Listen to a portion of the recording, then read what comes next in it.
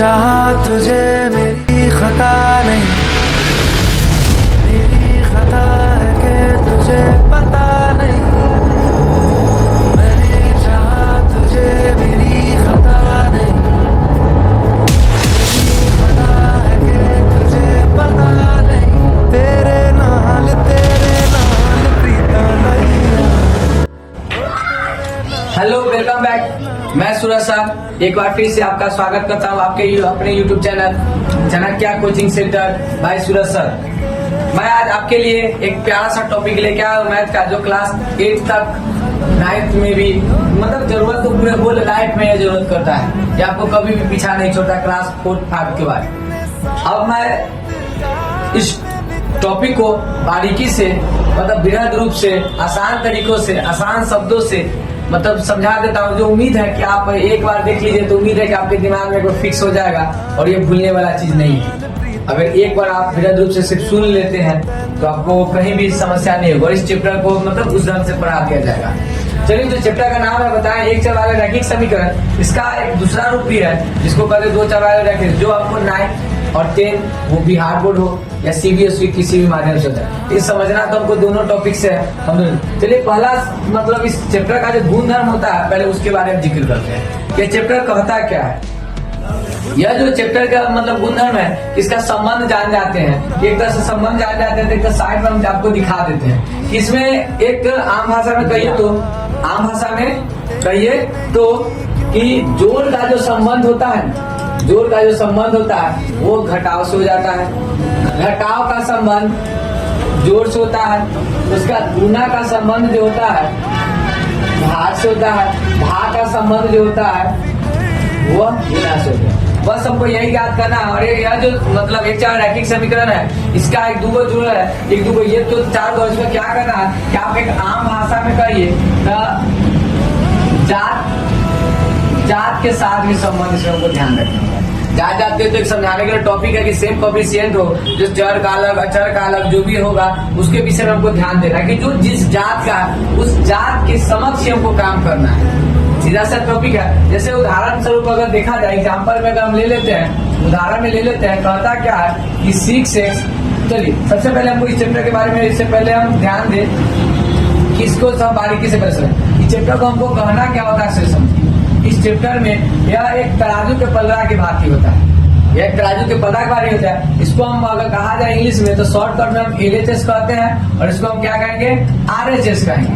R for होता है right और H फॉर होता है हैंड और S फॉर होता है साइड। यानी इसको कह सकते हैं कि दायां पक्ष के साइड कह सकते हैं, दायां पक्ष। और इसको कहा जाता है लेफ्ट हैंड साइड। इसको हम एक आम भाषा में कहिए लेफ्ट हैंड साइड, यानी बायां पक्ष इसको कहते हैं। हमको यह ध्यान देना है कि एक तराजू की भांति जो होता है पलड़ा है, यानी हमारा एक तरफ अगर किलो है तो एक तरफ बटखारा होगा, और हमेशा दोनों यूनिट में क्या होता है वो बराबर होता है। हमको यही ध्यान देना है कि जब भी मेरे समीकरण को कि मेरा समीकरण बराबर है या नहीं है, और उस चीज को हम चेक करने के लिए इसको हम चेक करेंगे, जांच करेंगे, तब तक हमें पता चले कि बाकी में मेरा जो हिसाब जो बना है वो सही है या नहीं है। आप इसे नोट कर लीजिए, मैं इसको फिर इससे आगे बढ़ता हूँ। ठीक है, अब चलते हैं, ये तो क्लियर है। अब अगले पेज पे चलते हैं ताकि ध्यान दीजिए। अब हमको ध्यान क्या देना है कि हम उस हिसाब को सॉल्व करेंगे, फिर पता करेंगे कि बाकी में है क्या नहीं। तो आपके लिए उदाहरण संख्या 1 में लेके चलते हैं। मान लेते हैं कि हम लिख देते हैं 6x + 1 = 76। और अब कह रहा है कि ये देखने से हमको पता नहीं चला कि बराबर है, लेकिन हिसाब अगर ये कह रहा है कि बराबर है तो है। इसमें होता क्या है कि हमको x का मान ज्ञात करना है, यानी x का मान, y का मान, z का मान, या कुछ भी कोएफिशिएंट दिया रहेगा, चर राशि दिया रहा है, तो हमको पता करना है कि इसमें है क्या। तो सबसे पहले इसको हल करने के लिए हम क्या करेंगे कि सबसे पहले हम कहेंगे क्या कि हमको जिसका भी वैल्यू निकालना है उसको हम साइड में ले। इससे पता क्या चल रहा है कि हमको x का वैल्यू ज्ञात करना है, ताकि इसको इसके पहले क्या है कि हम बता देते हैं कि हमको सबसे पहले हमको x y z या कोई भी चर राशि है उसका हमको मतलब मान पता है, तो हमको जिसको निकालना है सबसे पहले हम उसको लिख देंगे।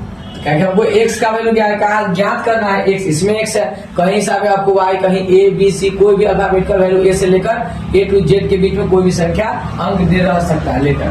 अब 6x बराबर लिख देते। अब कहते हैं कि जब हम कबड्डी खेलते हैं तो उस भाषा से इस चैप्टर को खत्म करें कि हमारा मान लेते हैं कि कबड्डी का ये दरेर है, अगर एक साइड वाला आ गया तो उम्मीद है कि अब दूसरे साइड वाला आएगा इस तरफ। अब 6x वाला क्या है, अब इधर वाला जब लिख देते इधर हम लिखेंगे 37। अब हमने उससे पहले भी देख चुका है कि जो प्लस में होता है जात जात के साथ उसका संबंध है, तब पता चलता है कि ये दोनों का एक जात है। अब क्या करता है, ये प्लस में जब उधर जाता है तो क्या हो जाता है, माइनस में हो जाता है। इसकी दो विधियां होती है बनाने के लिए। अब क्या होता है, पहले विधि से देख लिए। तो अब यहाँ हम लिखेंगे कि 6x बराबर लिखेंगे 37 में से क्या, तो क्या लिखेंगे हम 36 लिखेंगे।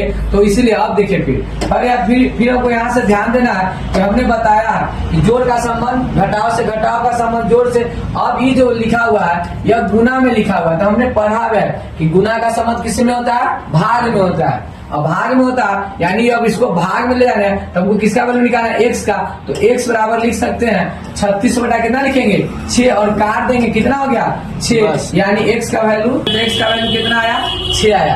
अब यहाँ तक हम क्लियर नहीं हो पाते कि मेरा बना हुआ सही है या नहीं है। इसकी पुष्टि के लिए हम क्या करेंगे, जांच करेंगे। इसकी पुष्टि के लिए हम क्या करेंगे, जांच करिए तो या चेक करिए तो फिर वही जांच करने के लिए फिर क्या करेंगे, उसी सवाल को फिर से रिपीट करेंगे। 6x + 1 इक्वल टू क्या लिखेंगे 37। अब हमको ज्ञात करना है, यहाँ से हम चेक करने के लिए क्या करेंगे, यहाँ से देखेंगे कि x का वैल्यू कितना आया था 6 आया था। तो जहाँ x हो वहां पर हम क्या लिख देंगे 6 लिख देते, यानी x का वैल्यू यहाँ पे 6 आया था और फिर +1 कर देंगे तो कितना हो गया 37। अब इसको मल्टीप्लाई करेंगे तो क्या करेंगे 36 और जोड़ 1 बराबर हो गया 37, इसीलिए हम इसको कहेंगे 37 बराबर हो गया 37। से हमारा पुष्टि हो गया कि मेरा जो हिसाब बना था वो बिल्कुल क्या है, सही है। और यहाँ पे अगर हम आप चाहेंगे तो लिख सकते हैं कि LHS बराबर है RHS के, लिख सकते हैं PROVED प्रूफ लिख सकते हैं, या लिख सकते हैं कि दाया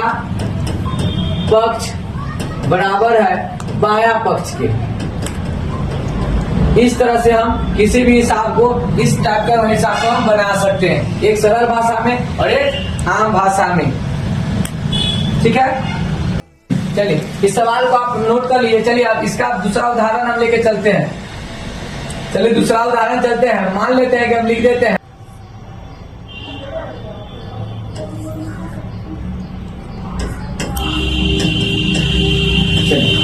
ये आपका दूसरा सवाल है। अब इसको हल करेंगे। वह तो प्लस वाला था, अब इसको माइनस वाला में देखेंगे। इसमें क्या करना होता है, करना कुछ नहीं होता, जो सवाल था उसी में करना है। लिखेंगे कि अगर लिखना है तो 5y लिख देंगे। सबसे पहले हमको जिसका वैल्यू निकालना आपको बता चुके हैं कि कोई भी अल्फाबेटिकल वैल्यू ही रहेगा।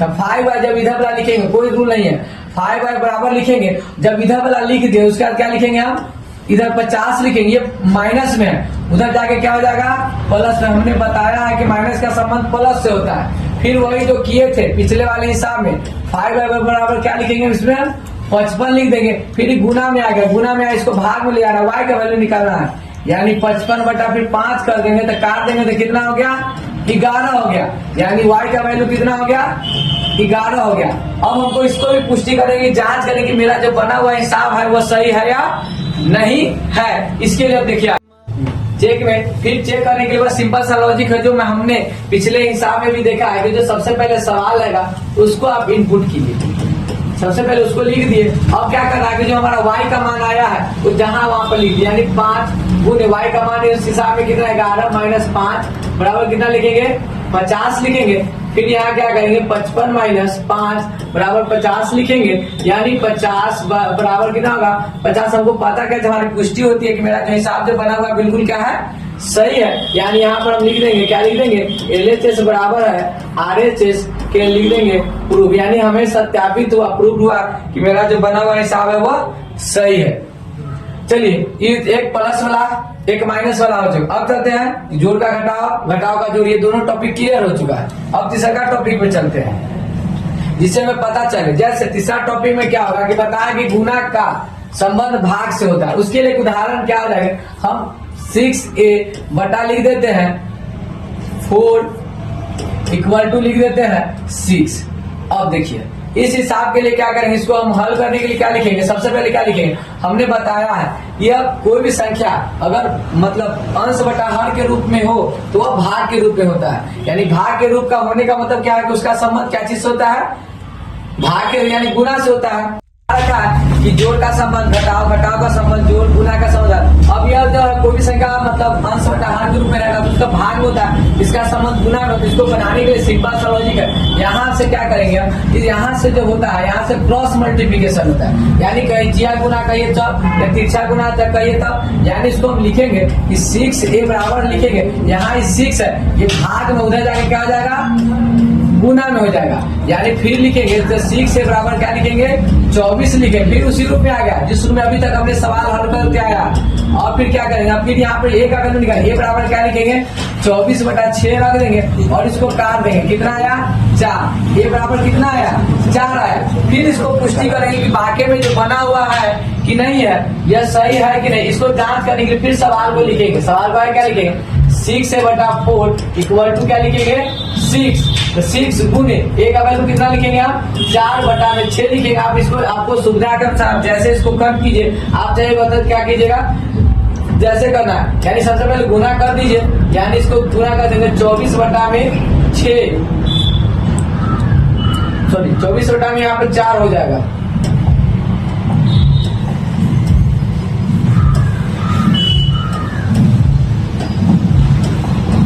हो जाएगा, बताना गया।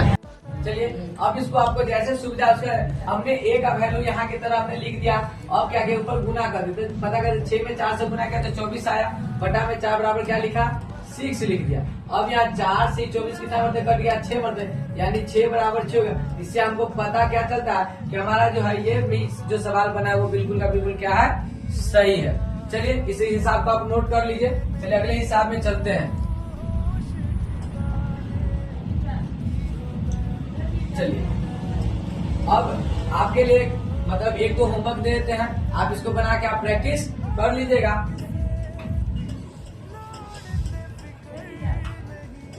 अगर किसी तरह का समस्या अगर होती है तो आप हमें मैसेज कर सकते हैं।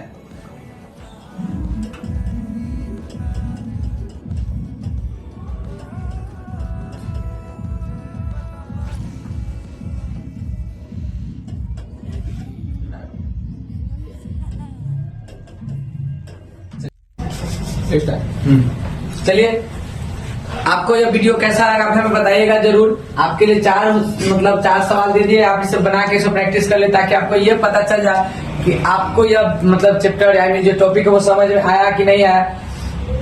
अभी तक जिसने भी चैनल को सब्सक्राइब नहीं किया चैनल को सब्सक्राइब कर लीजिए। आपको मतलब चैनल का नाम आपको पता है, चैनल का है लिखना है यूट्यूब पर जाके यूट्यूब सेक्शन में